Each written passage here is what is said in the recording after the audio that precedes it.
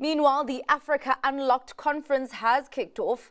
Under the theme Business Shaping Africa's Tomorrow, the conference aims to explore the continent's vast potential and the role of commercial banking in its development. Bronwyn Seaborne caught up with Bill Blackie, a CEO of business and commercial banking at Standard Bank, kicking off that conversation, unpacking his optimism for Africa. Well, I've lived in Africa my whole life. Grew up in Zimbabwe, lived in South Africa for many, many years. And my professional career has been about building businesses in South Africa and the rest of Africa. And I know we can do it. And so I'm very positive about it. So why is now the time for business to really get involved in Africa? You know, when we think about what's taking place across the globe, there's this real feeling of everyone trying to look inwards. And to get a continent to work together and for people to see potential in a continent as a whole, it comes into question, why now? Why is now Africa's time for business? You know, I often get that question, why now? And it's not to suggest that the group hasn't been working hard on this for a long time. The Standard Bank Group has been growing across the continent for the last 30 years. The emphasis of now is we mustn't miss the opportunity. That's the key thing. Absolutely. But is there this real sense now? We can't miss the opportunity, that's for sure. But there's also this real sense, I'd like to believe, that now we need to shape the narrative.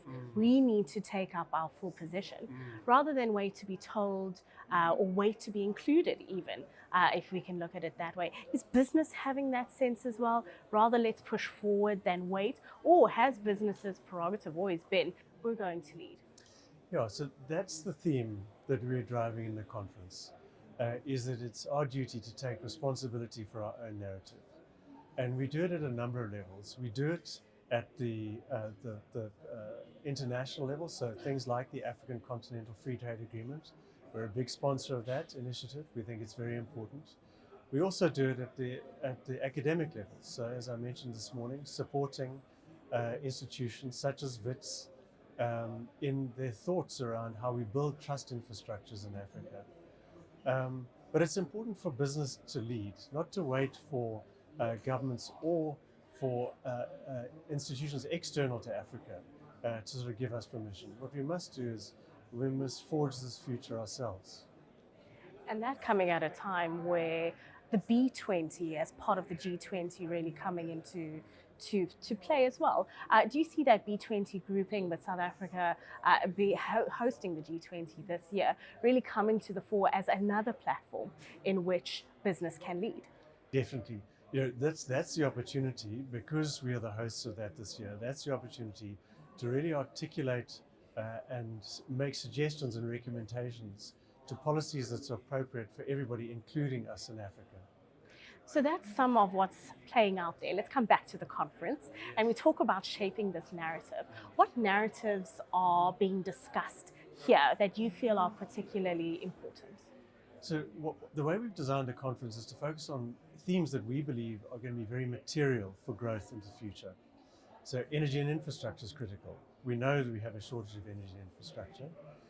We are the biggest bank on the continent in terms of our investment in both energy and infrastructure.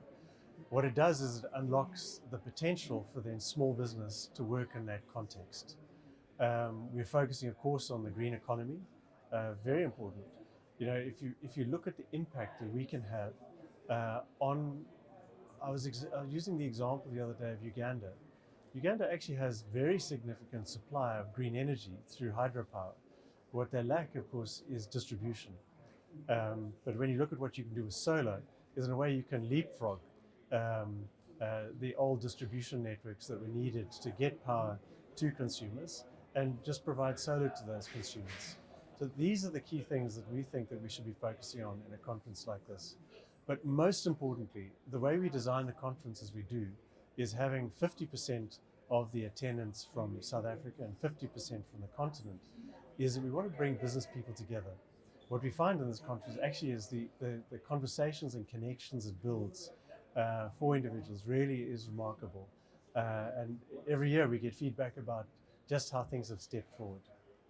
And that's the point of it, right? You want some kind of action to come from this. Ideally, when we walk away from this year's conference, what would you take as success measures? How do you measure that this conference was a success? Ultimately, it gets measured in growth. So are our clients having the opportunity to grow?